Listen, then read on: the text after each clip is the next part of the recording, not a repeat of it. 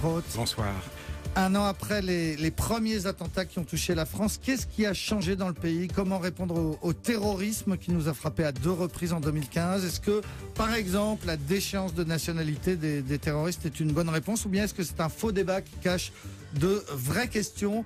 On en parle jusqu'à 20h avec, pour vous interroger, Serge July, Gérard Carrérou et Nicolas Bétou de l'Opinion. Bonsoir à tous les trois. Bonsoir. Bonsoir. Alain Finkielkraut, c'est le débat dans le débat. Et si on modifiait la Constitution pour pouvoir déchoir de la nationalité tous les terroristes, c'est-à-dire pas seulement les binationaux, mais y compris ceux qui n'ont que la nationalité française, c'est une proposition qui est dans l'air. Elle a été faite par Bruno Leroux, le président du groupe socialiste à l'Assemblée, ou encore ce matin sur Europe 1 par Xavier Bertrand, le nouveau président de la région Nord. C'est une proposition qui devrait être examinée par le Parlement, a dit le porte-parole du gouvernement Stéphane Le Foll. Alors, est-ce qu'on peut accepter de créer des apatrides, Alain Finkielkraut? Non, c'est absurde. On ne peut pas déchoir de nationalité française des gens qui ont une autre nationalité, puisqu'on n'a pas le droit de créer des apatrides, et puis ce n'est pas souhaitable. On pourrait envisager une mesure, et ce serait de bon sens, qui tendrait à rétablir l'incrimination pénale d'indignité nationale créée à la Libération pour tous ceux qui avaient prêté main forte à l'Allemagne nazie. Je pense que une telle mesure devrait être examinée. Mais je suis étonné pour ma part du débat provoqué par la proposition de déchéance de la nationalité française des terroristes qui ont 2 passeports, qu'ils soient ou non nés en France. Un certain nombre de responsables politiques, d'intellectuels, mais aussi de personnalités du show business, sont montés sur leurs grands chevaux en disant que ça introduisait une discrimination entre les citoyens et que c'était une façon d'oublier, de récuser un grand principe républicain, le droit du sol. Je comprends pas, vous le partagez, ce principe? Je suis absolument favorable à la déchéance de nationalité pour les terroristes binationaux. Donc qu'ils soient nés à la réforme proposée par François Hollande. Tout à fait favorable. Qu'ils soient nés ou pas en France. Qu'ils soient nés ou pas. Ce n'est pas une réponse, c'est simplement une mesure de bon sens, une mesure qui, à mon avis, rencontre une immense adhésion dans le pays parce que c'est le sens commun et la décence commune qui y pousse. Alors, je rappelle, le droit du sol n'est pas un grand principe républicain. Le droit du sol a été introduit dans le droit français. Le ius soli dans le droit français pour répondre aux exigences de la conscription. Et Bonaparte, notamment, y était extrêmement favorable. Tous les Français nés sur le... quand même. Oui, mais il y avait des gens face à Bonaparte, comme Tronchet, qui disaient, quelqu'un qui est né sur le sol français de parents étrangers, on va d'abord lui demander s'il accepte la nationalité française avant de la lui donner. Bonaparte disait, c'est pas la peine, il avait besoin de chair à canon. Et il y a eu un grand débat en France, un vrai débat sur la nationalité.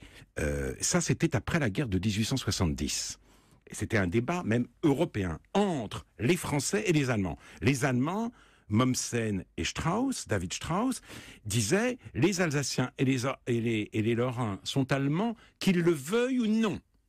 À cette théorie ethnique de la nation, Fustel de Coulanges et Renan répondaient par une théorie élective. C'est la célèbre phrase de Renan, la nation est un plébiscite de tous les jours. C'est-à-dire ce qui constitue la nation, c'est aussi la volonté de vivre ensemble et de faire valoir l'héritage indivis. La patrie, c'est ce qu'on aime, disait Fustel de Coulanges. Strasbourg n'est pas à nous, Strasbourg est avec nous. Or, aujourd'hui, il se trouve qu'à ce désir de vivre ensemble, un certain nombre de Français opposent l'aspiration rigoureusement inverse.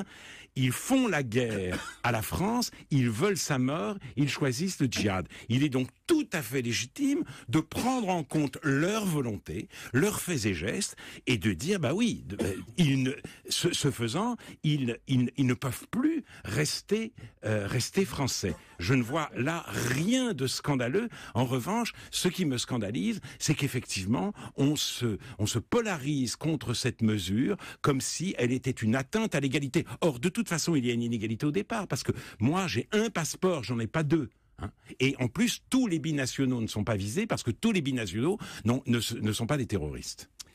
Nicolas Béthou. Donc, si je comprends bien, vous êtes pour la déchéance de nationalité pour quiconque a une double nationalité, qu'il soit né ou pas en France, et vous êtes pour l'indignité nationale qui pourrait être prononcée contre un terroriste français, et seulement français, qui aurait pris les armes contre son pays. Ça, c'est le constat de ce que vous venez de dire. Ma question est la suivante. Beaucoup de ceux qui proposent même cette mesure, Manuel Valls en premier, dit c'est une mesure qui évidemment n'est pas efficace pour arrêter les terroristes. Qui donc pourrait penser que quelqu'un qui est prêt à mourir, on l'a vu, on le voit à nouveau dans toutes les images qu'on nous projette pour commémorer les attentats de Charlie Hebdo, on voit que ces gens-là avaient décidé de mourir, ceux qui ont attaqué Charlie Hebdo et Hyper Cacher. Et en quoi est-ce que la menace de perdre leur nationalité pourrait les empêcher de prendre les armes? Il s'agit d'une mesure purement symbolique. Il faut bien voir que les Français croyaient avoir tourné la page de l'identité nationale et même de la patrie. Or, la dimension patriotique de leur existence leur apparaît à nouveau face à l'ennemi féroce qui s'est manifesté le 11 janvier, enfin le 7, 8, 9 janvier, puis le 13 novembre de 2015. On chante à nouveau la Marseillaise, on réinvestit le drapeau tricolore, la France redevient, pour la plupart des Français, une expérience partagée. Et ce qui choque, justement, dans l'indignation des adversaires de la déchéance de nationalité, c'est que pour eux, la nation n'est qu'une réalité administrative, un coup de tampon. Vous êtes français parce que vous êtes né en France et on ne vous demande pas davantage. Donc il y a une sorte... C'est cette idée-là, c'est-à-dire au moment où le patriotisme ressurgit, où la France redevient quelque chose de charnel, de sensible, de concret, on a envie, en effet, c'est un désir qui vient du plus profond de la nation, du peuple, que soient déchus de la nationalité ceux qui non seulement prennent les armes contre la France, mais en plus commettent des actes terroristes, parce que c'est une guerre qui viole toutes les lois de la guerre. Donc c'est du point de vue français que cette mesure me semble bonne et même salutaire. Alain Finkielkraut, Serge July et Gérard Carreau ont des questions pour vous. Ce sera juste après une première pause. Suivez-le. Oui, Alain Finkielkraut, vous êtes prononcé clairement pour la déchéance de nationalité. D'ailleurs, vous ne faites là qu'épouser le point de vue d'à peu près 80 à 90% des Français. C'est rare qu'on ait une telle unanimité sur une mesure. Oui, d'ailleurs, j'en fais partie de ces 90%. Je ne sais pas si mes camarades en font partie. Pour une fois, vous n'êtes pas minoritaire, voilà. Alain Finkielkraut. Voilà, vous n'êtes pas... C'est un grand moment, quand même. Vous n'êtes pas cet étrange républicain que nous décrit Laurent Geoffrin. Bon, donc là, vous êtes en adéquation avec le peuple. Mais, en même temps, vous dites ce que, d'ailleurs, la plupart des hommes politiques et des intellectuels disent, c'est pas avec ça qu'on va arrêter le terrorisme et les attentats terroristes. Donc c'est avec ça. Moi, je voudrais vous poser la question, qu'est-ce qu'il faut faire au-delà de la déchéance pour faire en sorte qu'il n'y ait pas les dysfonctionnements qu'on a constatés entre Charlie Hebdo et les attentats du 13 novembre, parce qu'il y a eu un certain nombre de dysfonctionnements. Maintenant, il suffit de lire les grandes enquêtes qui sont faites ici et là pour s'en apercevoir. Qu'est-ce qu'il faut faire avec les milliers de fichiers S? Qu'est-ce qu'il faut faire avec la radicalisation qui s'exerce de plus en plus dans certaines mosquées, dans certaines prisons et même ailleurs? Pas ministre de l'Intérieur. Non, mais qu'est-ce que vous... Non, vous n'êtes pas ministre de l'Intérieur. Mais qu'est-ce que vous, en tant que penseur et académicien du 28 janvier, c'est un peu dans quelques jours maintenant, qu'est-ce que vous pensez qu'il faudrait faire? Alors, un dernier mot sur la déchéance de nationalité.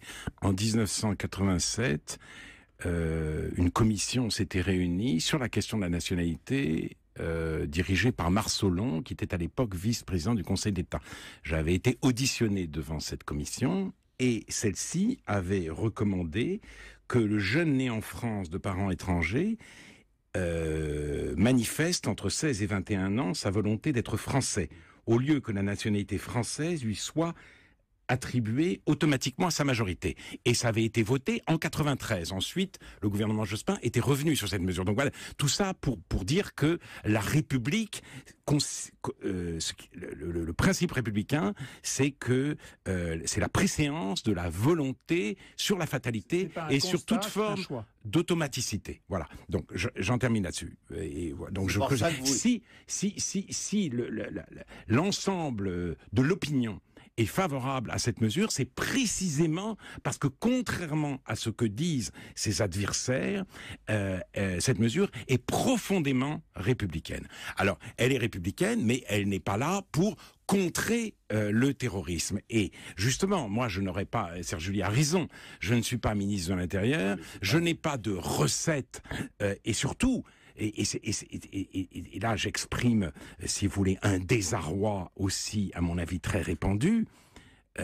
Depuis le 11 septembre 2001, nous savons que quelque chose a commencé. C'est-à-dire, ces attentats, l'attentat du 13 novembre nous a sidérés, tous, et en même temps, il ne nous a pas surpris. Nous savions que quelque chose comme ça allait arriver. Et personne ne peut penser qu'il ne sera pas suivi d'autres attentats, aveugles ou ciblés. Car les terroristes n'ont pas abandonné l'idée d'attentats ciblés. Donc, il y a eu des dysfonctionnements, mais les services de renseignement doivent mieux fonctionner, mais la radicalisation islamiste prend des proportions très alarmante. Il y a les mosquées salafistes dont on parle. Il y a aussi, et ça on le reconnaît de plus en plus, le fait que les assassins, les frères Kouachi, aient été populaires dans certains quartiers, que de nombreux lycéens et collégiens ont dit des dessinateurs et des journalistes de Charlie qu'ils l'avaient bien cherché. Même Plantu le reconnaît. Il va dans les lycées, il va dans les collèges pour prêcher la bonne parole, ou disons le bon dessin, et ce que lui répondent un certain nombre d'écoliers, c'est « il l'avait bien cherché ». Alors peut-être n'y a-t-il pas eu des manifestations aussi ostensibles après le 13 novembre, mais oui, c'est un mouvement qui est minoritaire, mais qui n'est pas groupusculaire. Alors. Et parce que, en effet, j'hésite moi-même à utiliser le terme de guerre de civilisation, mais le fait est que les djihadistes sont, eux, lancés dans une guerre de civilisation.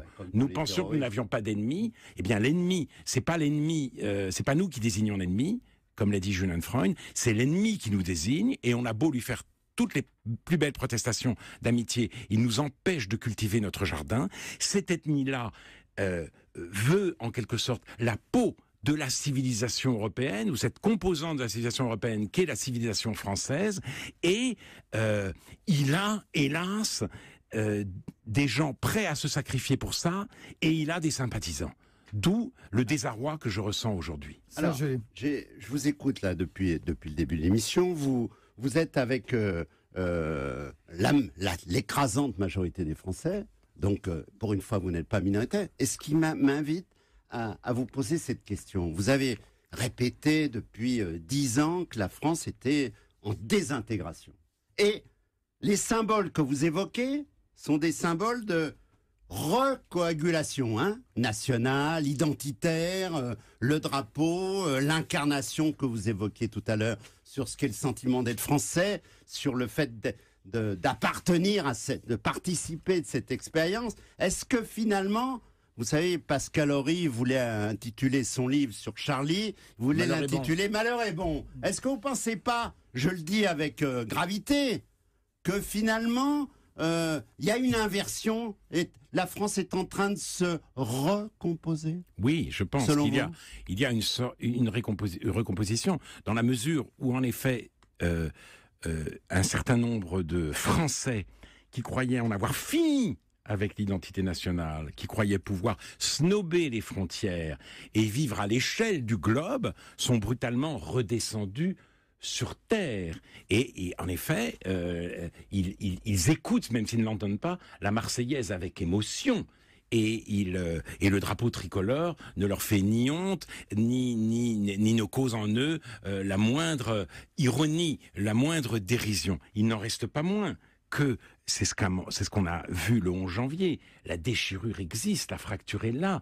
Le 11 janvier, la manifestation était beaucoup moins black blanc beurre que la manifestation de 1998 après la victoire de l'équipe de France. Oui, mais enfin, vous n'avez jamais vu une manifestation, il y avait entre 3 et 4 millions de personnes. Oui. Vous ne l'aviez jamais vu dans votre vie.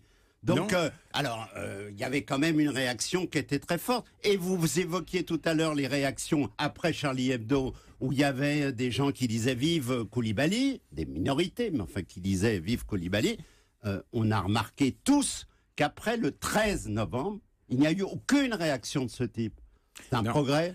J'espère que c'est un progrès. J'espère que cette fracture française apparue après le 11 janvier, nous saurons la résorber et que ce mouvement d'union nationale regroupera aussi ce que Georges Bensoussan a appelé les territoires perdus de la République, dont il a dit récemment dans une interview qu'ils tendaient à devenir les territoires perdus de la nation. Donc j'espère que le spectre de la guerre civile qu'agitent certains s'éloigne aujourd'hui. Mais nous verrons, l'avenir nous le dira. Nicolas Bétou. Si on suit votre raisonnement, la France est en train de se reconstituer, ou en tout cas de se retrouver autour de certaines valeurs françaises, le drapeau, la Marseillaise, et en même temps, on voyait il y a un an, vous le signaliez vous-même, des manifestations de compréhension au minimum, peut-être même d'appui aux faits terroristes. Est-ce que, au fur et à mesure où cette France se recompose, elle n'exclut pas un certain nombre de gens qui déjà se trouvent en marge ?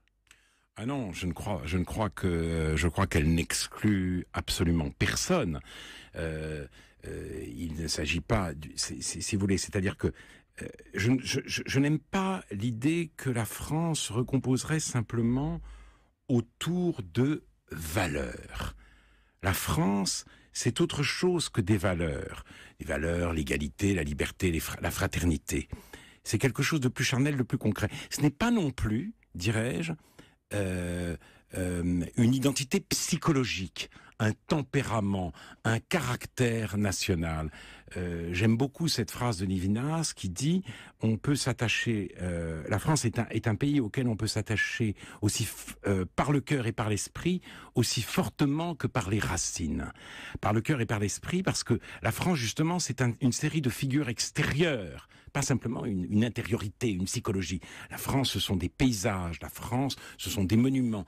Ce sont des œuvres picturales, musicales et évidemment littéraires. D'où, à mes yeux, le rôle central de l'école. Mais cette école, si tant est que précisément elle transmette encore quelque chose, eh bien cette école s'offre à tout le monde. Et c'est à travers l'école que peut renaître véritablement, non pas ce fastidieux, ce déprimant vivre ensemble dont on nous parle dans les magazines et dans les ministères, mais quelque chose comme une amitié française.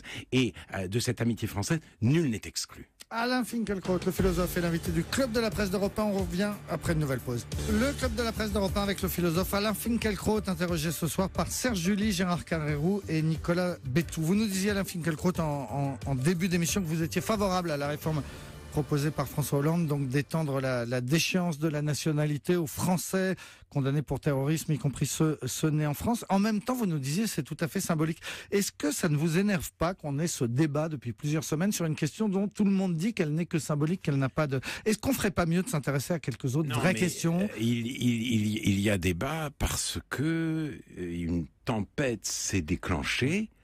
Et bien entendu, elle surprend la majorité des gens.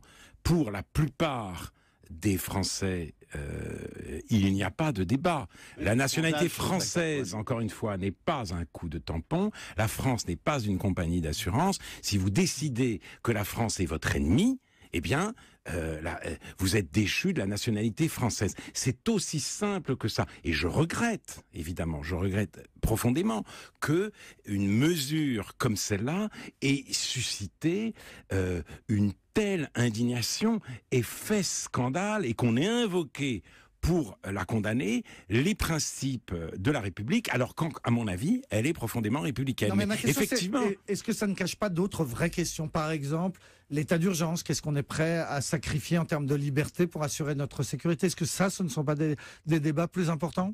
mais je ne sais pas, si vous voulez, parce que d'abord, nos libertés, l'état d'urgence, vous comprenez, l'idée qu'il puisse y avoir des perquisitions administratives. Aucune de nos libertés n'est menacée par les perquisitions administratives. Enfin, c'est pas un Patriot Act, les perquisitions administratives. Et je pense à la question de Gérard Carrérou. On est face à un problème terrible. Encore une fois, des gens nous ont déclaré la guerre en violant toutes les lois de la guerre. Il faut quand même savoir leur répondre pour ne pas dire au prochain attentat, pour ne pas dénoncer au prochain attentat, tout ce qui a dysfonctionné. Donc, l'état d'urgence naît du fait, en effet, que nous sommes, malgré nous, plongés dans la guerre. On ne peut pas avoir la guerre, un ennemi qui nous empêche de cultiver notre jardin et vivre comme si de rien n'était. Cet état d'exception a été créé par les djihadistes et derrière eux par les partisans, les idéologues de l'islamisme radical. Oui, Alain Finkielkraut, je crois qu'il faudrait quand même essayer de préciser les choses, parce que il y a effectivement au cœur de ce qui se passe, il y a l'islam, ce qui se passe avec l'islam. Alors, il y a des guerres de religion entre, par exemple, et on le voit, il y en a une qui commence à couver en ce moment entre l'Arabie Saoudite sunnite et l'Iran chiite. Il y a donc des guerres de religion dans le monde. Ce qui se passe actuellement, et vous l'avez dit déjà, ce n'est pas une guerre de religion.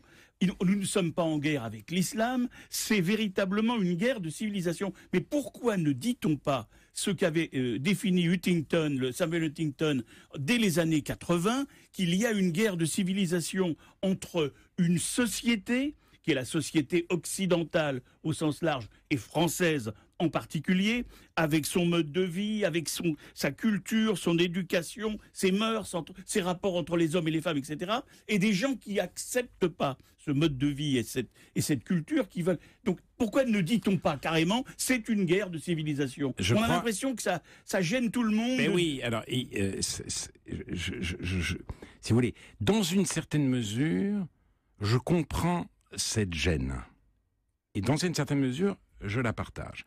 Parce que les islamistes ont un objectif qu'a très bien montré Gilles Kepel avec leur djihad global, qui risque d'ailleurs de s'accentuer. On a dit que plus l'État islamique connaîtra des défaites en Irak et en Syrie, plus il voudra répandre le djihad en Europe, notamment en Belgique et en France et dans le monde. Bien, mais ceux-là, qu'est-ce qu'ils veulent? C'est déclencher une guerre civile.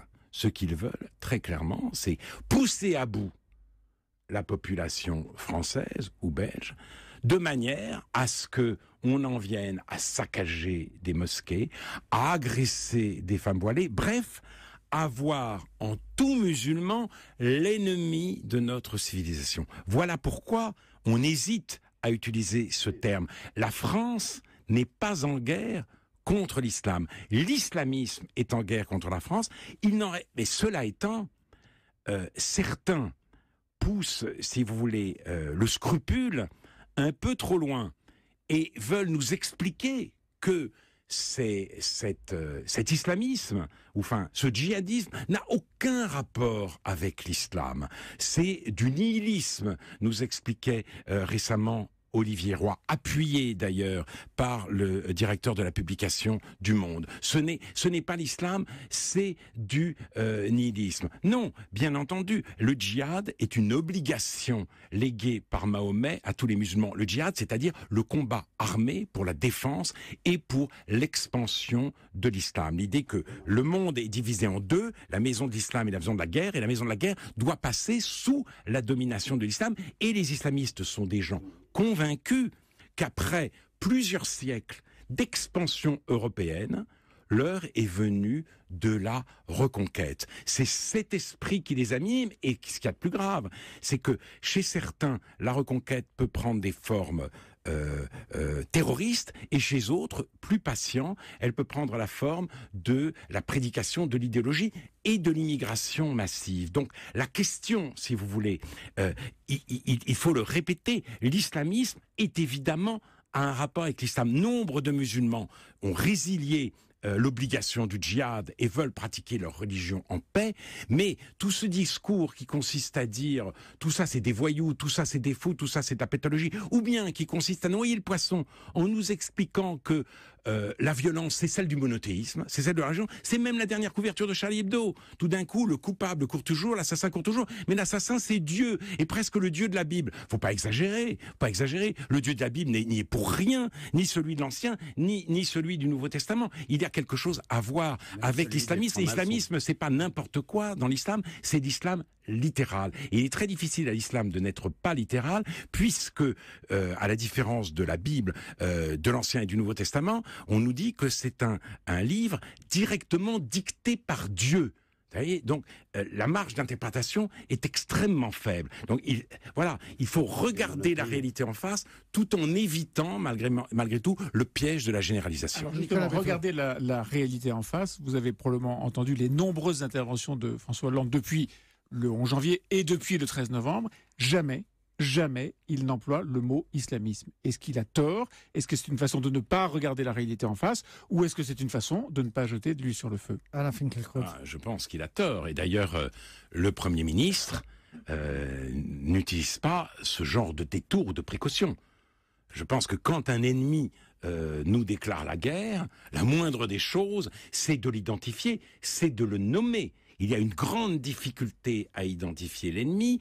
Dans un premier temps, vous l'avez dit, Nicolas Bétou, c'est en disant mais non, l'ennemi finalement c'est nous-mêmes. Tout ça, ça vient de l'exploitation. Tout ça, ça vient de l'exclusion, de la discrimination. C'est une réaction.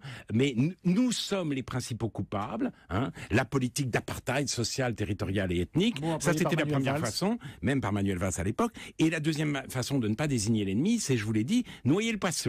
L'ennemi, ce serait la violence religieuse, ce serait le nihilisme, une jeunesse qui, si vous voulez, a un désir de radicalité parce qu'elle est perdue et qui choisit l'islam presque par hasard. Non, ce n'est pas vrai. Ce n'est pas vrai.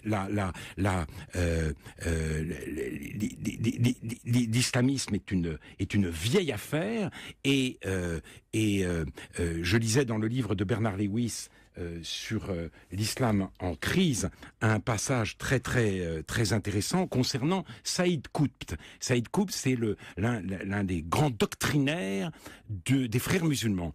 Et il est devenu islamiste après un séjour aux États-Unis. Non pas parce qu'il aurait subi l'oppression américaine, mais parce qu'il a été dégoûté, écœuré par le mode de vie américain où il ne voyait que péché et décadence et débauche sexuelle. Et notamment, il assistait à des bals. Et il disait ceci: la danse s'enflamme sous les notes du gramophone, la salle de bal se transforme en un tourbillon de talons et de cuisses, de bras étreignant des hanches, de lèvres effleurant des poitrines, l'air s'emplit de lubricité. Et alors c'est extraordinaire qu'il dise cela, parce que ça annonce le Bataclan. Ça annonce très exactement le Bataclan. C'est cela que les terroristes attaquent. Donc ça a quand même à voir avec une certaine idée de l'islam. Et le grand problème, si vous voulez, on n'en aura pas fini avec cette violence et ce terrorisme tant que l'islam traitera les femmes comme des êtres subalternes, des êtres de seconde zone. Le problème, la source du problème, ce n'est pas l'oppression de l'islam par l'Occident, c'est l'oppression des femmes en terre d'islam. Et ça, il y a un mal là, et nous devons aider les musulmans sur notre sol à s'en défaire. Serge Julie. Oui, non, ces aspects existent, mais je trouve que j'ai l'impression que vous faites peu de cas d'une guerre de religion qui a lieu au sein de l'islam depuis la mort du prophète, entre chiites et sunnites, qui a fait des centaines de millions de morts, parce que cette guerre, elle était entre l'Irak et l'Iran. Non, des dizaines de millions. Des dizaines de millions de morts, vous avez raison, merci. Mais c'est quand même il y a un effet collatéral, si j'ose dire. Ça ne veut pas dire qu'il est mineur, mais il y a un effet collatéral d'une guerre de religion qui bouleverse absolument l'ensemble du Proche et Moyen-Orient et qui a été pendant des années sous contrôle, grâce notamment à Saddam Hussein, et qui finalement, le contrôle a été perdu. Et cette guerre de religion, c'est le foyer, c'est le cœur de l'incendie. Vous avez raison. Et donc, oui, la question de l'islamisme est réelle. Enfin, il y a un côté secte manipulé qui est quand même très fort dans l'histoire de l'État islamique. C'est quand même les officiers de Saddam Hussein qui ont pris en main, je veux dire, une ambition particulière, une dimension qui a été celle de l'islam traditionnel, de l'islam traditionnel, de l'islam médiéval, pour un combat entièrement politique. Mais il y a cette guerre de religion à l'intérieur de l'islam, mais cette guerre est désespérante à plus d'un titre, mais les adversaires communient dans une même haine de l'Occident. En Syrie, par exemple, l'armée de Bachar el-Assad nous explique que l'État islamique est manipulé par les sionistes, et l'État islamique en a autant au service de l'armée de Bachar el-Assad. Donc, si vous voulez, le Allahu Akbar des uns et des autres est un cri de guerre contre l'Occident, contre les Juifs et les croisés. Et je vous rappelle, le dernier numéro du magazine en ligne de l'État islamique après les attentats du 13 novembre, on nous expliquait que l'ennemi c'était la laïcité et que la laïcité transformait l'enfant en esclave du véritable maître du monde, le juif corrupteur. Et là-dessus, chiites extrémistes et sunnites extrémistes sont absolument d'accord. Donc, donc, que faire, si vous voulez? Il y a cette haine inter-islamique et il y a la haine globale de l'islamisme vis-à-vis de l'Occident. Nicolas Bétou. Il y a l'islamisme et il y a l'islam. Et si vous voulez bien, j'aimerais savoir ce que vous pensez des solutions possibles pour essayer de faire en sorte que ce qui vient de l'islam et qui peut dériver vers l'islamisme ne soit pas aussi fréquent. Vous dites, par exemple, vous avez eu un débat avec quelqu'un qu'on a reçu ici, qui s'appelle Pierre Manant, oui. qui plaide pour céder quelques éléments d'identification à l'islam et à ceux qui pratiquent cette religion. Vous êtes, je crois, très hostile à cette idée de céder quoi que ce soit à ceux qui pratiquent cette religion. Comment faut-il faire? Par ailleurs, vous dites, contrairement à une idée reçue qui est assez largement propagée, la pauvreté, la misère, l'exclusion est une source de dérive pour ceux qui pratiquent la religion islamique et qui peuvent devenir islamistes. Vous dites, ce problème n'est pas soluble dans la question sociale. Alors comment est-ce qu'il faut faire pour éviter qu'un certain nombre de gens qui pratiquent une religion évidemment saine et pacifique basculent dans l'islamisme? Alors, vaste question à laquelle je vous propose, Alain Finkielkraut, de répondre juste après une pause. À tout de suite. Et avec le philosophe Alain Finkielkraut, interrogé ce soir par Serge July, Gérard Carrérou et Nicolas Bétou. Nicolas Bétou qui vous posait une question importante juste avant la pub, Alain Finkielkraut. En gros, il vous disait, pour mieux vivre en France, ensemble en France, est-ce qu'il faut savoir faire quelques concessions? Est-ce que, par exemple, citer Monsieur Manant, Pierre Manant, qui dit il faut faire quelques concessions, par exemple en termes de mixité. Par exemple, on pourrait accepter l'idée qu'il y ait dans les piscines des horaires non mixtes. Par exemple, dans les cantines, on pourrait accepter qu'il y ait des repas sans viande. Moi, j'ai lu avec une grande admiration le livre de Pierre Manant, Situation de la France. J'ai un très fort désaccord avec lui, mais c'est un auteur très important. Et nous partageons la même inquiétude. Simplement, je ne crois pas que ces solutions soient les bonnes. Alors entendons-nous, il existe des accommodements raisonnables. Et je suis tout à fait favorable à des repas de substitution dans les cantines. Nul ne doit obliger les élèves qui ne le souhaitent pas à manger du porc. Ce serait une tracasserie, si vous voulez, absurde. En revanche, pour tout ce qui concerne la mixité, je crois qu'il faut être intransigeant. Parce que, et là je vous citerai le Fethi Ben Slama, dans sa déclaration d'insoumission à l'usage des musulmans ou de ceux qui ne le sont pas, l'oppression des femmes ne dégrade pas seulement la femme, mais organise dans l'ensemble de la société l'inégalité, la haine de l'altérité, la violence ordonnée par le pouvoir mâle. Cette misogynie institutionnelle et son culte délirant de la virilité nourrissent la fureur islamiste. Il faut donc, encore une fois, aider les musulmans sur notre sol à s'en défaire. Et il aurait fallu, par exemple, interdire cet incroyable salon de la femme musulmane à Pontoise où des imams radicaux plaidaient pour la polygamie et même pour la punition des femmes qui osaient sortir non voilées. Là-dessus, je pense qu'aucune transaction n'est possible. Est-ce que c'est pas le propre des grandes religions de rabaisser la femme et d'avoir un statut Je pense que... Est-ce que ça n'a pas été le propre du christianisme? Alors, le propre du christianisme, non, je ne dirais pas. Vous le direz pas?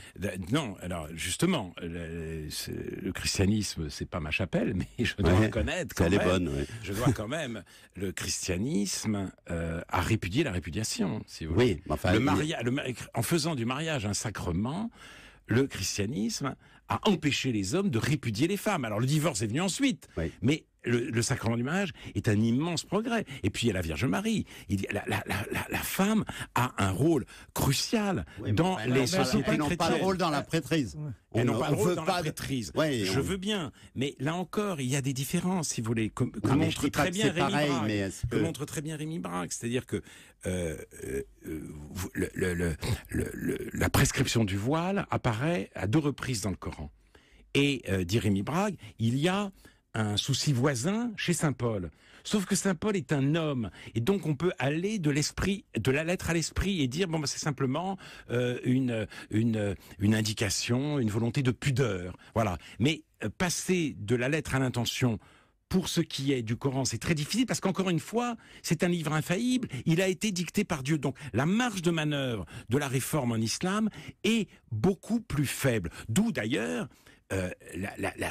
c'est la grande différence entre le monde arabo-musulman et le monde occidental. La différence tient à la situation faite aux femmes. Et la raison profonde du marasme du monde arabo-musulman, c'est précisément l'inégalité entre les hommes et les femmes. Donc, les musulmans doivent s'atteler à cette grande tâche. Nous devons les y aider. Alain Finkielkraut, il y a un mois, nous avions des élections régionales. Au premier tour, tout le monde s'en souvient de ces élections, dans 6 régions sur 13, le Front National était en tête avec des scores populaires de 35 à 40 ou au-delà de 40%.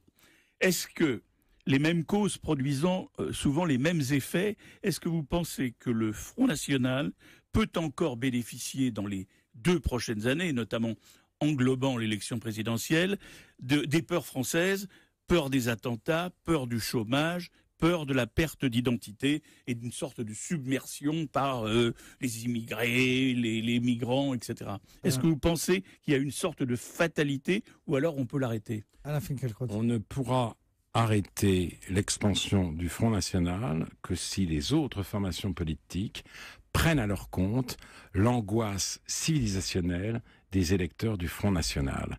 Donc on arrête de parler à leur propos de vagues brunes et de plaquer sur la réalité présente le grand stéréotype des années 30, du retour du fascisme, etc. Parce que ces électeurs ne demandent pas, disons, pour la majorité d'entre eux, que la France soit réservée aux Français de souche. Ils refusent que la France devienne facultative, optionnelle, minoritaire à l'intérieur de ses propres frontières. Et ceux qui les fustigent s'acharnent en quelque sorte à leur donner raison. Voici ce qu'écrit le romancier Olivier Adam dans les colonnes de Libération. « Le peuple old school est déboussolé, point d'interrogation. Les petits blancs ont peur de voir remis en cause leur mode de vie, point d'interrogation. Pauvre chérie, pauvre petite France aigre, mesquine, malheureuse, si malheureuse qu'elle s'autorise à se jeter sans complexe dans les bras du FN. Et Olivier Adam clame sa préférence pour une France new school, ouverte, métissée, combative, etc. C'est la pensée c'est sûr, c'est pas Terra la Nova. vôtre. C'est Terra Nova de 2012, c'est-à-dire le peuple ancienne manière, si vous voulez, se rétracte. On s'en fout qu'il crève. On va créer une nouvelle coalition des minorités et des habitants hyper connectés des grandes métropoles. Eh bien, non. Ça, je crois que il appartient à toutes les formations politiques de refuser ce destin-là, de refuser l'avènement d'une société nationale. Et moi, j'ai vu un sursaut républicain dans les élections entre le premier et le deuxième tour. C'est tous ces franciliens qui, quelle que soit leur opinion politique, souvent de gauche d'ailleurs, ont choisi de voter Valérie Pécresse en réponse à ce tweet cauchemardesque de Claude Barthelone: l'Île-de-France monte des start-up, cultive les champs, fait du hip-hop, se tatoue les bras. Eh bien, les électeurs du Front National ont une autre idée de la France et de l'Île-de-France, et moi aussi. Et simplement, je pense que si le Front National arrivait au pouvoir, ce serait une catastrophe, à cause de ses solutions démagogiques, de son yakaïsme effréné, yaka, et à cause aussi de son culte de la force brutale, admiration éperdue pour Poutine, voire pour Bachar el-Assad. Mais si on veut éviter ce scénario, alors encore une fois, eh bien, il faut que cette angoisse-là soit prise en compte par les autres formations politiques. Et ça suffira pour les arrêter. On commence bien l'année, puisque quand même, vous voyez, dans l'actualité récente, énormément de sursauts républicains, ça s'ajoute les uns après les autres. C'est quand même, c'est un changement d'année absolument radical. Écoutez, espérons que... dans votre bouche, soyons optimistes. Un mot peut-être, Alain Finkielkraut, sur le rôle de l'éducation, l'école, qui n'a quasiment pas eu droit d'existence.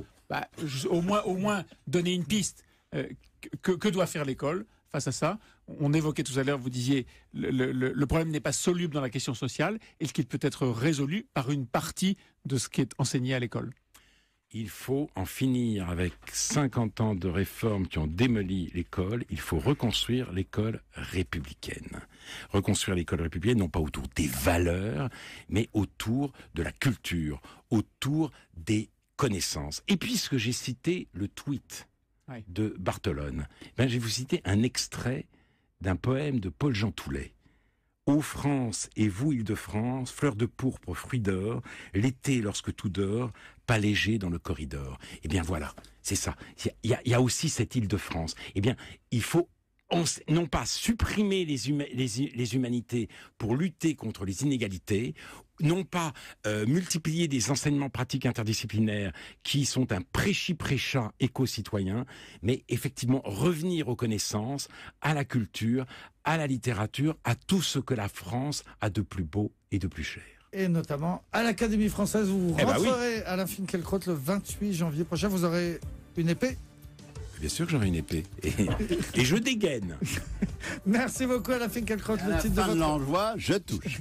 La seule exactitude, c'est le titre de votre dernier livre paru il y a quelques mois chez Stock. Merci beaucoup. Merci à Nicolas Bétou, Gérard Carrérou et Serge. Alors, il y avait quand même une réaction qui était très forte. Et vous évoquiez tout à l'heure les réactions après Charlie Hebdo, où il y avait des gens qui disaient vive Koulibaly, des minorités, mais enfin qui disaient vive Koulibaly.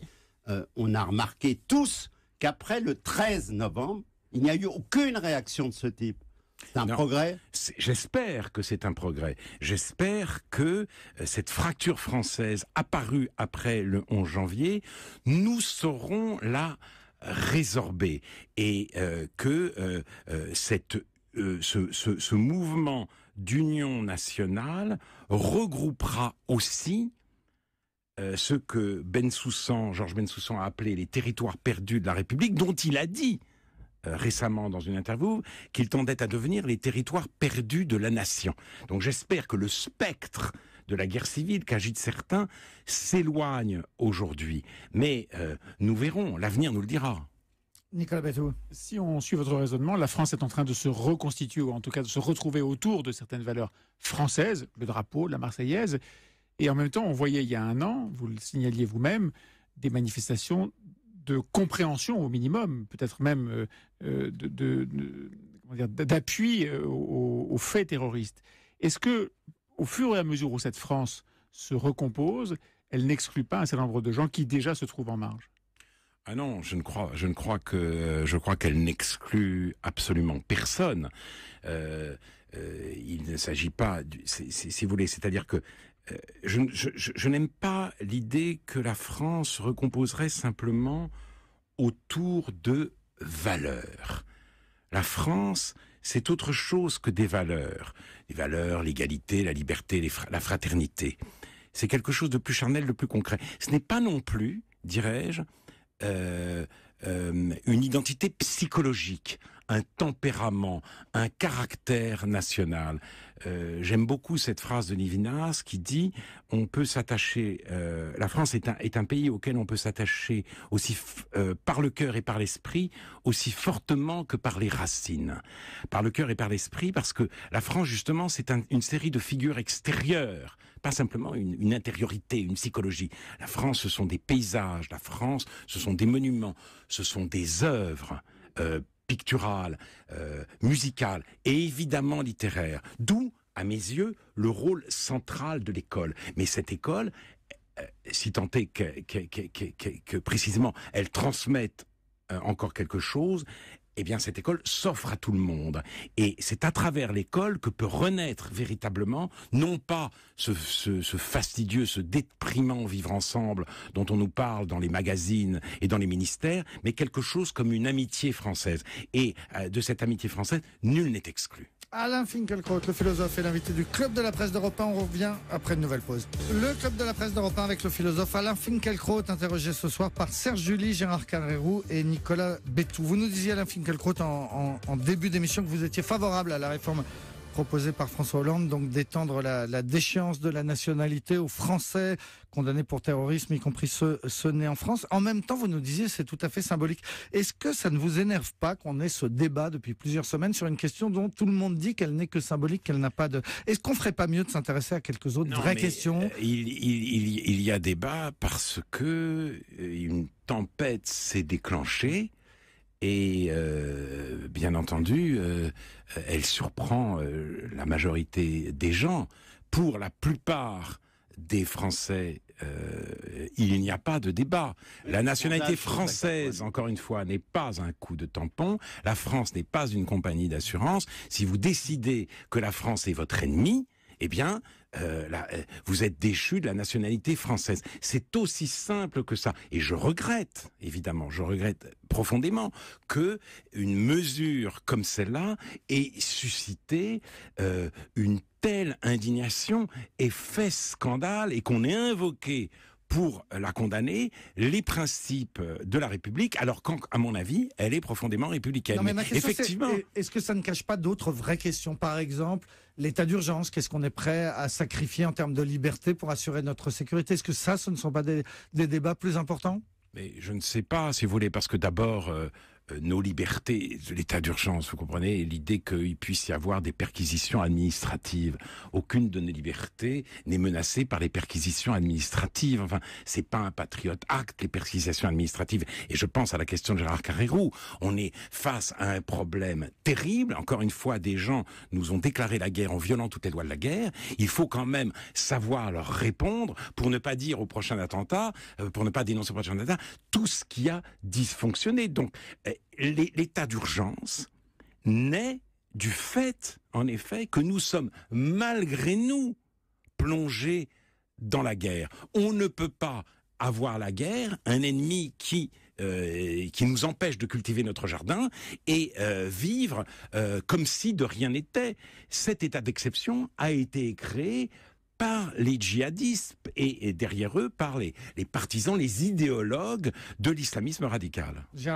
Oui, Alain Finkielkraut, je crois qu'il faudrait quand même essayer de préciser les choses, parce que il y a effectivement au cœur de ce qui se passe, il y a l'islam, ce qui se passe avec l'islam. Alors, il y a des guerres de religion entre, par exemple, et on le voit, il y en a une qui commence à couver en ce moment entre l'Arabie Saoudite sunnite et l'Iran chiite. Il y a donc des guerres de religion dans le monde. Ce qui se passe actuellement, et vous l'avez dit déjà, ce n'est pas une guerre de religion. Nous ne sommes pas en guerre avec l'islam, c'est véritablement une guerre de civilisation. Mais pourquoi ne dit-on pas ce qu'avait défini Samuel Huntington, dès les années 80, qu'il y a une guerre de civilisation entre une société, qui est la société occidentale au sens large, et française en particulier, avec son mode de vie, avec sa culture, son éducation, ses mœurs, ses rapports entre les hommes et les femmes, etc. Et des gens qui n'acceptent pas ce mode de vie et cette culture qui veulent... Donc pourquoi ne dit-on pas carrément c'est une guerre de civilisation? On a l'impression que ça gêne tout le monde. Mais oui, alors, si vous voulez, dans une certaine mesure, je comprends cette gêne. Et dans une certaine mesure, je la partage. Parce que les islamistes ont un objectif qu'a très bien montré Gilles Kepel avec leur djihad global, qui risque d'ailleurs de s'accentuer. On a dit que plus l'État islamique connaîtra des défaites en Irak et en Syrie, plus il voudra répandre le djihad en Europe, notamment en Belgique et en France et dans le monde. Bien, mais ceux-là, qu'est-ce qu'ils veulent? C'est déclencher une guerre civile.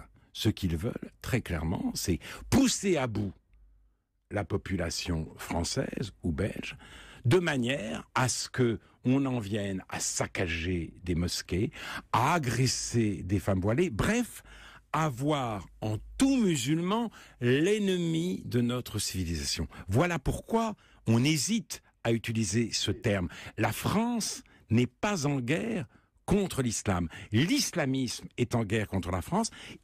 Mais cela étant, certains poussent, si vous voulez, le scrupule un peu trop loin et veulent nous expliquer que cet islamisme, ou enfin ce djihadisme, n'a aucun rapport avec l'islam. C'est du nihilisme, nous expliquait récemment Olivier Roy, appuyé d'ailleurs par le directeur de la publication du Monde. Ce n'est pas l'islam, c'est du nihilisme. Non, bien entendu, le djihad est une obligation léguée par Mahomet à tous les musulmans. Le djihad, c'est-à-dire le combat armé pour la défense et pour l'expansion de l'islam. L'idée que le monde est divisé en deux, la maison de l'islam et la maison de la guerre, et la maison de la guerre doit passer sous la domination de l'islam. Et les islamistes sont des gens convaincus qu'après plusieurs siècles d'expansion européenne, l'heure est venue de la reconquête. C'est cet esprit qui les anime, et ce qu'il y a de plus grave, c'est que chez certains, la reconquête peut prendre des formes terroristes, et chez d'autres, plus patients, elle peut prendre la forme de la prédication de l'idéologie et de l'immigration massive. Donc la question, si vous voulez,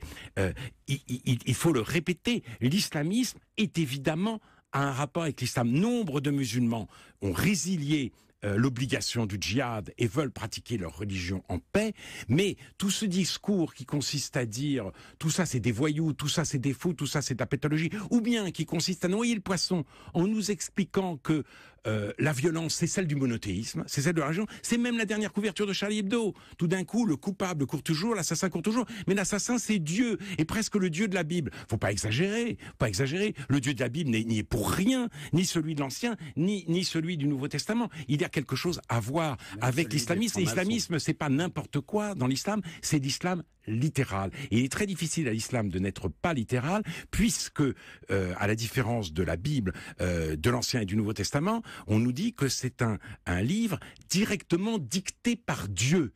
Vous voyez, donc la marge d'interprétation est extrêmement faible. Donc il faut regarder la réalité en face, tout en évitant malgré tout le piège de la généralisation. Alors justement, regardez la réalité en face. Vous avez probablement entendu les nombreuses interventions de François Hollande depuis le 11 janvier et depuis le 13 novembre. Jamais il n'emploie le mot islamisme. Est-ce qu'il a tort? Est-ce que c'est une façon de ne pas regarder la réalité en face? Ou est-ce que c'est une façon de ne pas jeter de l'huile sur le feu? Alain Finkielkraut. Je pense qu'il a tort. Et d'ailleurs, le Premier ministre n'utilisent pas ce genre de détour ou de précaution. Je pense que quand un ennemi nous déclare la guerre, la moindre des choses, c'est de l'identifier, c'est de le nommer. Il y a une grande difficulté à identifier l'ennemi. Dans un premier temps, vous l'avez dit, Nicolas Bétou, c'est en disant mais non, l'ennemi finalement c'est nous-mêmes. Tout ça, ça vient de l'exploitation. Tout ça, ça vient de l'exclusion, de la discrimination. C'est une réaction. Mais nous sommes les principaux coupables. Hein. La politique d'apartheid social, territorial et ethnique. Bon, ça, c'était la première façon, même par Manuel Valls à l'époque. Et la deuxième façon de ne pas désigner l'ennemi, c'est, je vous l'ai dit, noyer le poisson. L'ennemi, ce serait la violence religieuse, ce serait le nihilisme, une jeunesse qui, si vous voulez, a un désir de radicalité parce qu'elle est perdue et qui choisit l'islam presque par hasard. Non, non, ce n'est pas vrai. Ce n'est pas vrai. L'islamisme est une vieille affaire et je lisais dans le livre de Bernard Lewis sur l'islam en crise, un passage très intéressant concernant Saïd Qutb. Saïd Qutb, c'est l'un des grands doctrinaires des frères musulmans. Et il est devenu islamiste après un séjour aux États-Unis. Non pas parce qu'il aurait subi l'oppression américaine, mais parce qu'il a été dégoûté, écœuré par le mode de vie américain où il ne voyait que péché et décadence et débauche sexuelle. Et notamment, il assistait à des bals. Et il disait ceci: la danse s'enflamme sous les notes du gramophone, la salle de bal se transforme en un tourbillon de talons et de cuisses, de bras étreignant des hanches, de lèvres effleurant des poitrines, l'air s'emplit de lubricité. Et alors c'est extraordinaire qu'il dise cela, parce que ça annonce le Bataclan. Ça annonce très exactement le Bataclan. C'est cela que les terroristes attaquent. Donc ça a quand même à voir avec une certaine idée de l'islam. Et le grand problème, si vous voulez, on n'en aura pas fini avec cette violence et ce terrorisme tant que l'islam traitera les femmes comme des êtres subalternes, des êtres de seconde zone. Le problème, la source du problème, ce n'est pas l'oppression de l'islam par l'Occident, c'est l'oppression des femmes en terre d'islam. Et ça, il y a un mal là, et nous devons aider les musulmans sur notre sol à s'en défaire. Serge Julie. Oui, non, ces aspects existent, mais je trouve que j'ai l'impression que vous faites peu de cas d'une guerre de religion qui a lieu au sein de l'islam depuis la mort du prophète, entre chiites et sunnites, qui a fait des centaines de millions de morts, parce que cette guerre, elle était entre l'Irak et l'Iran. Non, des dizaines de millions. Des dizaines de millions de morts, vous avez raison, merci. Mais c'est quand même... Il y a un effet collatéral, si j'ose dire. Ça ne veut pas dire qu'il est mineur, mais il y a un effet collatéral d'une guerre de religion qui bouleverse absolument l'ensemble du Proche et Moyen-Orient et qui a été pendant des années sous contrôle, grâce notamment à Saddam Hussein, et qui finalement, le contrôle a été perdu. Et cette guerre de religion, c'est le foyer, c'est le cœur de l'incendie. Vous avez raison. Et donc, oui, la question de l'islamisme est réelle. Enfin, il y a un côté secte manipulé qui est quand même très fort dans l'histoire de l'État islamique. C'est quand même les officiers de Saddam Hussein qui ont pris en main, je veux dire, une ambition particulière, une dimension qui a été celle de l'islam traditionnel, de l'islam traditionnel, de l'islam médiéval, Des questions pour vous, ce sera juste après une première pause. Suivez-le. Oui, Alain Finkielkraut, vous êtes prononcé clairement pour la déchéance de nationalité. D'ailleurs, vous ne faites là qu'épouser le point de vue d'à peu près 80 à 90% des Français. C'est rare qu'on ait une telle unanimité sur une mesure. Oui, d'ailleurs, j'en fais partie de ces 90%. Je ne sais pas si mes camarades en font partie. Pour une fois, vous n'êtes pas minoritaire, voilà. Finkielkraut. Voilà, vous n'êtes pas... C'est un grand moment, quand même. Vous n'êtes pas cet étrange républicain que nous décrit Laurent Geoffrin. Bon, donc là, vous êtes en adéquation avec le peuple. Mais, en même temps, vous dites ce que, d'ailleurs, la plupart des hommes politiques et des intellectuels disent, c'est pas avec ça qu'on va arrêter le terrorisme et les attentats terroristes. Donc c'est avec ça, moi je voudrais vous poser la question, qu'est-ce qu'il faut faire au-delà de la déchéance pour faire en sorte qu'il n'y ait pas les dysfonctionnements qu'on a constatés entre Charlie Hebdo et les attentats du 13 novembre, parce qu'il y a eu un certain nombre de dysfonctionnements. Maintenant, il suffit de lire les grandes enquêtes qui sont faites ici et là pour s'en apercevoir. Qu'est-ce qu'il faut faire avec les milliers de fichiers S? Qu'est-ce qu'il faut faire avec la radicalisation qui s'exerce de plus en plus dans certaines mosquées, dans certaines prisons et même ailleurs? Il n'est pas ministre de l'Intérieur. Non, mais qu'est-ce que vous... Non, vous n'êtes pas ministre de l'Intérieur. Mais qu'est-ce que vous, en tant que penseur et académicien du 28 janvier, c'est un peu dans quelques jours maintenant, qu'est-ce que vous pensez qu'il faudrait faire? Alors, un dernier mot sur la déchéance de nationalité. En 1987, une commission s'était réunie sur la question de la nationalité, dirigée par Marsolon, qui était à l'époque vice-président du Conseil d'État. J'avais été auditionné devant cette commission, et celle-ci avait recommandé que le jeune né en France de parents étrangers manifeste entre 16 et 21 ans sa volonté d'être français, au lieu que la nationalité française lui soit attribuée automatiquement à sa majorité. Et ça avait été voté en 93. Ensuite, le gouvernement Jospin était revenu sur cette mesure. Donc voilà, tout ça pour dire que la République, le principe républicain, c'est que c'est la préséance de la volonté sur la fatalité et sur toute forme d'automaticité. Voilà. Donc j'en termine là-dessus. Et voilà. Donc si l'ensemble de l'opinion est favorable à cette mesure, c'est précisément parce que, contrairement à ce que disent ses adversaires, cette mesure est profondément républicaine. Alors, elle est républicaine, mais elle n'est pas là pour contrer le terrorisme. Et justement, moi, je n'aurais pas... Serge Julie a raison, je ne suis pas ministre de l'Intérieur, je n'ai pas de recette, et surtout... Et là, j'exprime, si vous voulez, un désarroi aussi, à mon avis, très répandu. Depuis le 11 septembre 2001, nous savons que quelque chose a commencé. C'est-à-dire, ces attentats, l'attentat du 13 novembre nous a sidérés, tous, et en même temps, il ne nous a pas surpris. Nous savions que quelque chose comme ça allait arriver. Et personne ne peut penser qu'il ne sera pas suivi d'autres attentats, aveugles ou ciblés.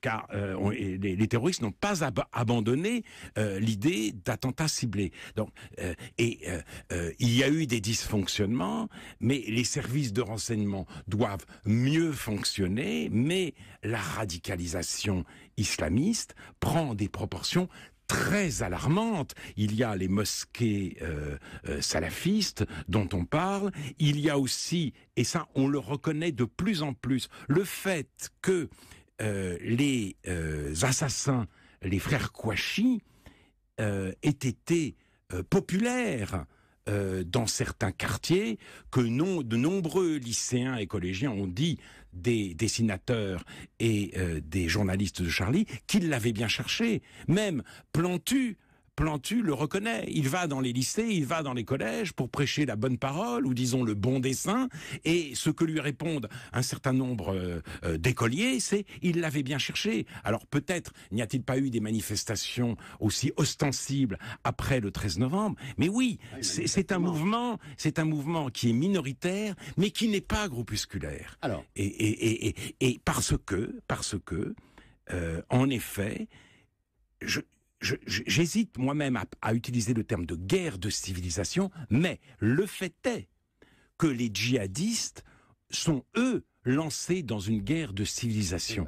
Nous pensions que nous n'avions pas d'ennemi. Eh bien, l'ennemi, c'est pas nous qui désignons l'ennemi, comme l'a dit Julian Freund, c'est l'ennemi qui nous désigne, et on a beau lui faire toutes les plus belles protestations d'amitié, il nous empêche de cultiver notre jardin. Cet ennemi-là veut, en quelque sorte, la peau de la civilisation européenne, ou cette composante de la civilisation européenne qu'est la civilisation française, et il a, hélas, des gens prêts à se sacrifier pour ça, et il a des sympathisants. D'où le désarroi que je ressens aujourd'hui. Alors, je vous écoute là depuis le début de l'émission. Vous êtes avec l'écrasante majorité des Français. Donc, pour une fois, vous n'êtes pas minoritaire. Et ce qui m'invite à vous poser cette question. Vous avez répété depuis 10 ans que la France était en désintégration. Et les symboles que vous évoquez sont des symboles de recoagulation, nationale, identitaire, le drapeau, l'incarnation que vous évoquiez tout à l'heure sur ce qu'est le sentiment d'être français, sur le fait d'appartenir de participer de cette expérience. Est-ce que finalement, vous savez, Pascal Horry voulait intituler son livre sur Charlie, voulait l'intituler Malheur est bon. Est-ce que vous ne pensez pas, je le dis avec gravité, que finalement, il y a une inversion et la France est en train de se recomposer? Oui, je pense qu'il y a une recomposition, dans la mesure où, en effet, un certain nombre de Français qui croyaient en avoir fini avec l'identité nationale, qui croyaient pouvoir snober les frontières et vivre à l'échelle du globe, sont brutalement redescendus sur terre. Et en effet, ils écoutent, même s'ils ne l'entendent pas, la Marseillaise avec émotion. Et le drapeau tricolore ne leur fait ni honte, ni ne cause en eux la moindre ironie, la moindre dérision. Il n'en reste pas moins que c'est ce qu'on a vu le 11 janvier. La déchirure existe, la fracture est là. Le 11 janvier, la manifestation était beaucoup moins black blanc beurre que la manifestation de 1998 après la victoire de l'équipe de France. Oui, mais enfin, vous avez jamais vu une manifestation, il y avait entre 3 et 4 millions de personnes. Oui. Vous l'aviez jamais vu dans votre vie.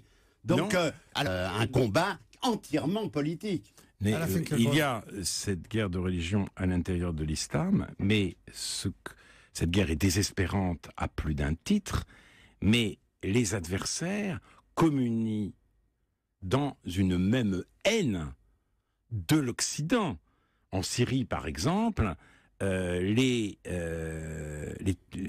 de Bachar el-Assad nous explique que l'État islamique est manipulé par les sionistes, et l'État islamique en a autant au service de l'armée de Bachar el-Assad. Donc, si vous voulez, le Allahu Akbar des uns et des autres est un cri de guerre contre l'Occident, contre les Juifs et les croisés. Et je vous rappelle, le dernier numéro du magazine en ligne de l'État islamique après les attentats du 13 novembre, on nous expliquait que l'ennemi c'était la laïcité et que la laïcité transformait l'enfant en esclave du véritable maître du monde, le juif corrupteur. Et là-dessus, chiites extrémistes et sunnites extrémistes sont absolument d'accord. Donc, donc, que faire, si vous voulez? Il y a cette haine inter-islamique et il y a la haine globale de l'islamisme vis-à-vis de l'Occident. Nicolas Bétou. Il y a l'islamisme et il y a l'islam. Et si vous voulez bien, j'aimerais savoir ce que vous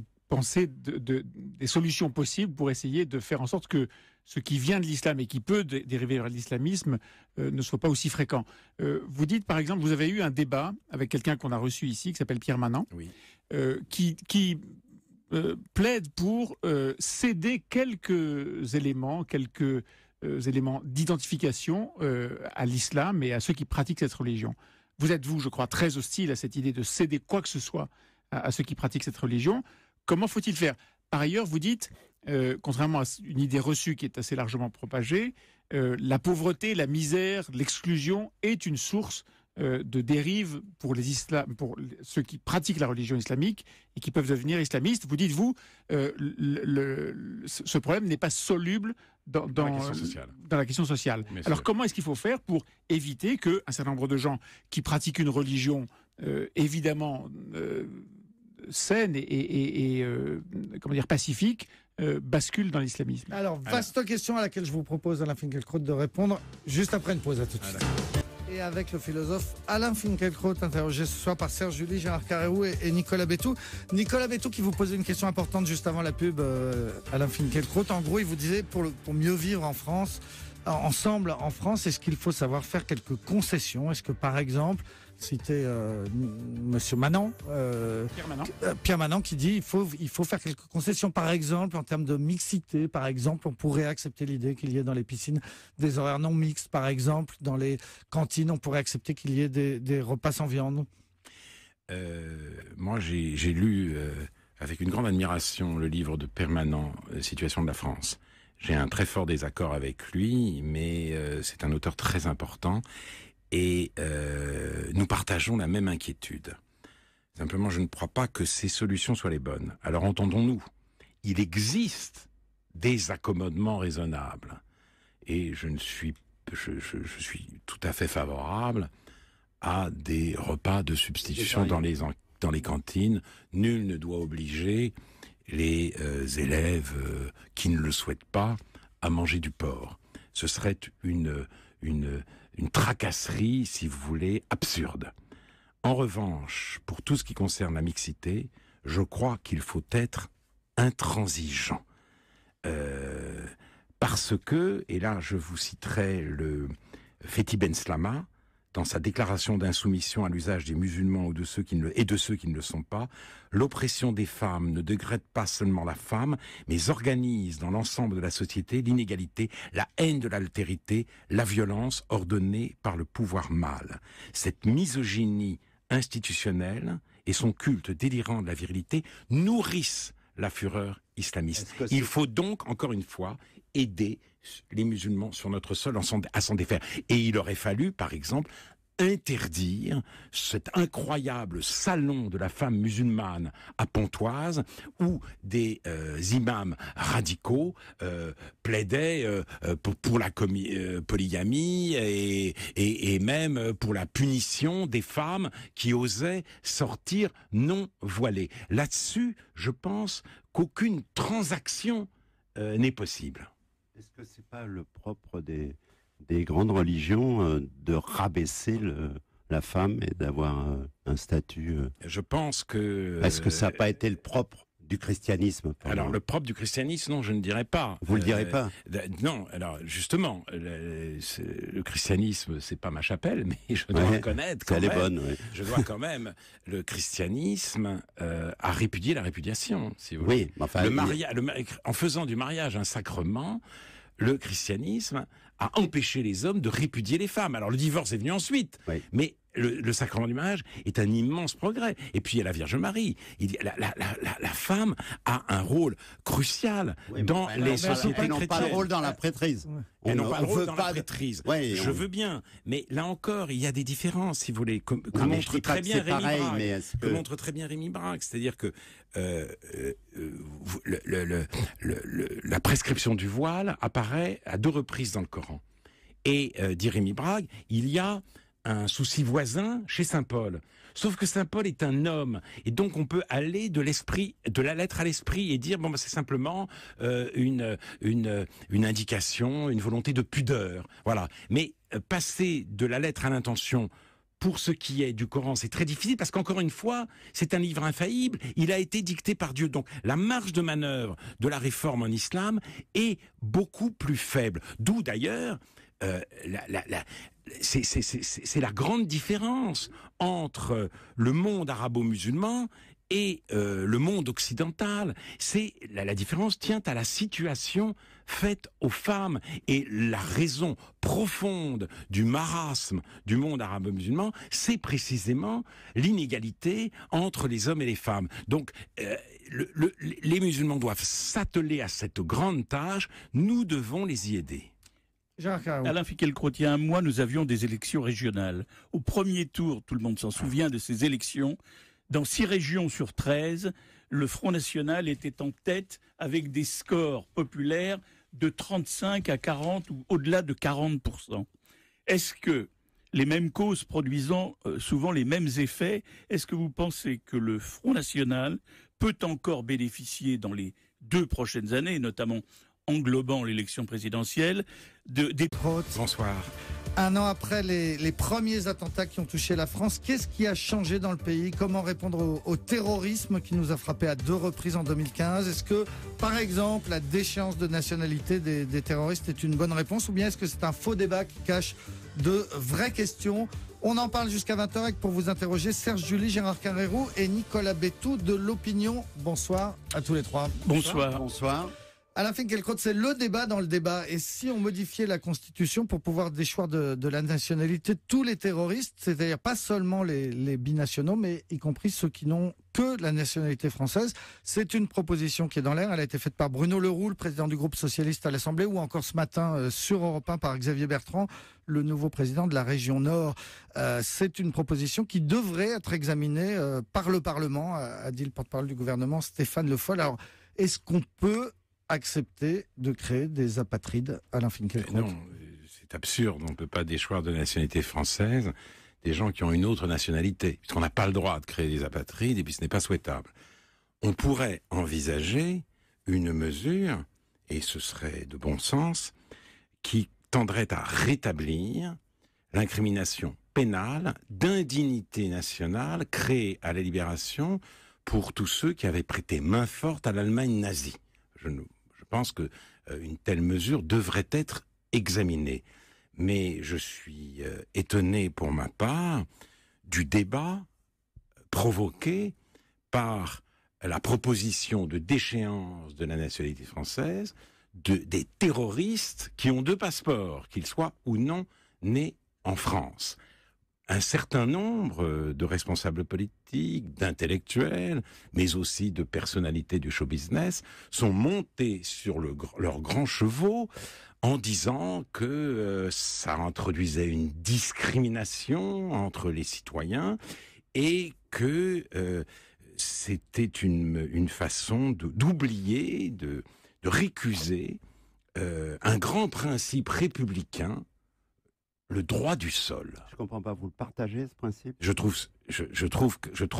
suis absolument favorable à la déchéance de nationalité pour les terroristes binationaux. Donc qu'ils soient nés à la réforme proposée par François Hollande. Tout à fait favorable. Qu'ils soient nés ou pas en France. Qu'ils soient nés ou pas. Ce n'est pas une réponse, c'est simplement une mesure de bon sens, une mesure qui, à mon avis, rencontre une immense adhésion dans le pays parce que c'est le sens commun et la décence commune qui y pousse. Alors, je rappelle, le droit du sol n'est pas un grand principe républicain. Le droit du sol a été introduit dans le droit français. Le ius soli dans le droit français pour répondre aux exigences de la conscription. Et Bonaparte, notamment, y était extrêmement favorable. Tous les Français nés sur le... quand même. Oui, mais il y avait des gens face à Bonaparte, comme Tronchet, qui disaient quelqu'un qui est né sur le sol français de parents étrangers, on va d'abord lui demander s'il accepte la nationalité française avant de la lui donner. Bonaparte disait c'est pas la peine, il avait besoin de chair à canon. Et il y a eu un grand débat en France, un vrai débat sur la nationalité. Ça, c'était après la guerre de 1870. C'était un débat même européen entre les Français et les Allemands. Les Allemands, Mommsen et Strauss, David Strauss, disaient les Alsaciens et les Lorrains sont allemands, qu'ils le veuillent ou non. À cette théorie ethnique de la nation, Fustel de Coulanges et Renan répondaient par une théorie élective. C'est la célèbre phrase de Renan, la nation est un plébiscite de tous les jours. C'est-à-dire ce qui constitue la nation, c'est aussi la volonté de vivre ensemble et de faire valoir l'héritage indivis. La patrie, c'est ce qu'on aime, disait Fustel de Coulanges. Strasbourg n'est pas à nous, Strasbourg est avec nous. Or, aujourd'hui, il se trouve qu'à ce désir de vivre ensemble, un certain nombre de Français opposent l'aspiration rigoureusement inverse. Ils font la guerre à la France, ils veulent sa mort, ils choisissent le djihad. Il est donc tout à fait légitime de prendre en compte leur volonté, leurs faits et gestes, et de dire, bah oui, ce faisant, ils ne peuvent plus rester français. Je ne vois là rien de scandaleux. En revanche, ce qui me scandalise, c'est qu'effectivement, on se polarise contre cette mesure comme si elle était une atteinte à l'égalité. Or, de toute façon, il y a une inégalité au départ, parce que moi, j'ai un passeport, j'en ai pas deux.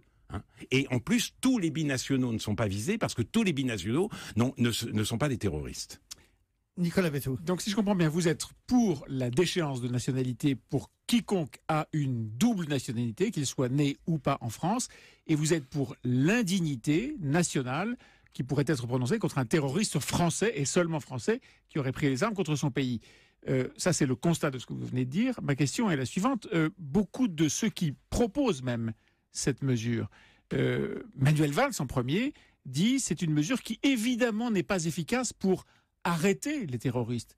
Qui donc pourrait penser que quelqu'un qui est prêt à mourir, on l'a vu, on le voit à nouveau dans toutes les images qu'on nous projette pour commémorer les attentats de Charlie Hebdo, on voit que ces gens-là avaient décidé de mourir, ceux qui ont attaqué Charlie Hebdo et Hyper Cacher. Et en quoi est-ce que la menace de perdre leur nationalité pourrait les empêcher de prendre les armes? Il s'agit d'une mesure purement symbolique. Il faut bien voir que les Français croyaient avoir tourné la page de l'identité nationale et même de la patrie. Or, la dimension patriotique de leur existence leur apparaît à nouveau face à l'ennemi féroce qui s'est manifesté le 11 janvier, enfin le 7, 8, 9 janvier, puis le 13 novembre de 2015. On chante à nouveau la Marseillaise, on réinvestit le drapeau tricolore, la France redevient, pour la plupart des Français, une expérience partagée. Et ce qui choque, justement, dans l'indignation des adversaires de la déchéance de nationalité, c'est que pour eux, la nation n'est qu'une réalité administrative, un coup de tampon. Vous êtes français parce que vous êtes né en France et on ne vous demande pas davantage. Donc il y a une sorte... C'est cette idée-là, c'est-à-dire au moment où le patriotisme ressurgit, où la France redevient quelque chose de charnel, de sensible, de concret, on a envie en effet, c'est un désir qui vient du plus profond de la nation, du peuple, que soient déchus de la nationalité ceux qui non seulement prennent les armes contre la France, mais en plus commettent des actes terroristes, parce que c'est une guerre qui viole toutes les lois de la guerre. Donc c'est du point de vue français que cette mesure me semble bonne et même salutaire. Alain Finkielkraut, Serge July et Gérard Carreyrou ont